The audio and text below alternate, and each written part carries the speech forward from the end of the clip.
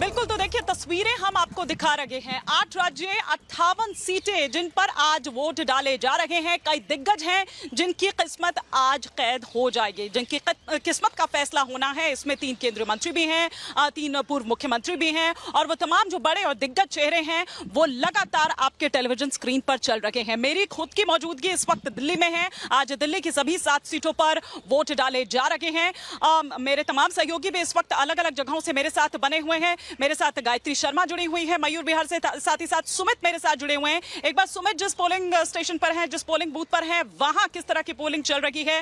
क्या लोग बढ़ चढ़कर हिस्सा ले रहे हैं? उस तरह का उत्साह वहां पर नजर आ रहा है? और क्या वो आधार हैं, क्या वो मुद्दे हैं जिनको लेकर वोट देने के लिए पहुंच रहे हैं? सीधे रुख करती हूं सुमित का। सुमित,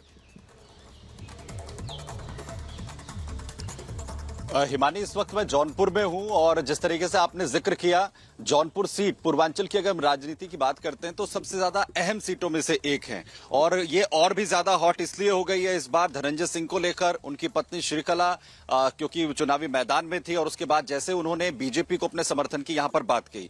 इस पूरी राजनीतिक जो समीकरण है उसके बारे में बात करूं उससे पहले मैं आपकी यहां पर पोलिंग बूथ की तस्वीर दिखाना चाहता हूं। पोलिंग बूथ पर इक्का दुक्का लोग, अभी जिस तरीके से वोटिंग की शुरुआत हुई है वो यहां पर पहुंचे हैं। बहुत ज्यादा रुझान जो है वो लोगों के बीच नजर नहीं आ रहा है और जिन लोगों से, जो स्थानीय लोग हैं जिनसे हमारी बात हुई है, क्योंकि ये धनंजय सिंह का पैतृक गांव है और जौनपुर में वो उनका निवास है और उसके बाद वो यहां पर कुछ ही देर के बाद वोट करने के लिए पहुंचेंगे अपनी पत्नी श्रीकला के साथ। और जैसा अभी हाल ही में जौनपुर के अंदर पूरी सियासत ने किस तरीके से करवट बदली है जौनपुर की धनंजय सिंह की तरफ से, क्योंकि उनकी पत्नी श्रीकला का टिकट जो है बसपा की तरफ से काट दिया गया। पहले वो चुनावी मैदान में वहां से ताल ठोक रही थी, फिर धनंजय सिंह का समर्थन कर देना बीजेपी के लिए कृपाशंकर सिंह, क्योंकि यहां से चुनावी मैदान में पूर्व गृह राज्य मंत्री भी रह चुके हैं।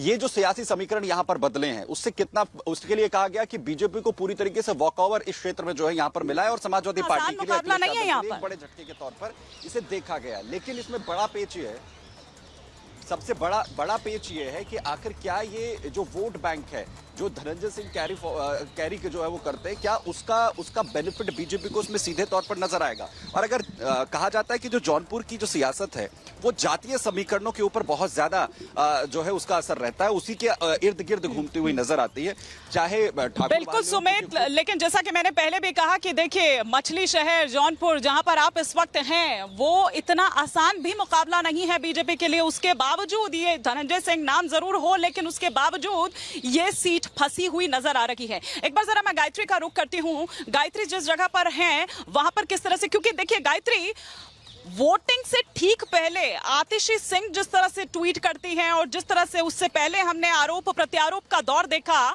क्या आपको दिल्ली की जनता के बीच वो मुद्दे नजर आ रहे हैं? उनका कोई उस तरह से असर नजर आ रहा है? जिस तरह से कहा जा रहा है कि केजरीवाल की गिरफ्तारी को भुनाने की कोशिश की जा रही थी, केजरीवाल की गिरफ्तारी वर्सेस मोदी की गारंटी, जैसे यहां नजर आ रहा है, क्या वैसे वहां भी नजर आ रहा है?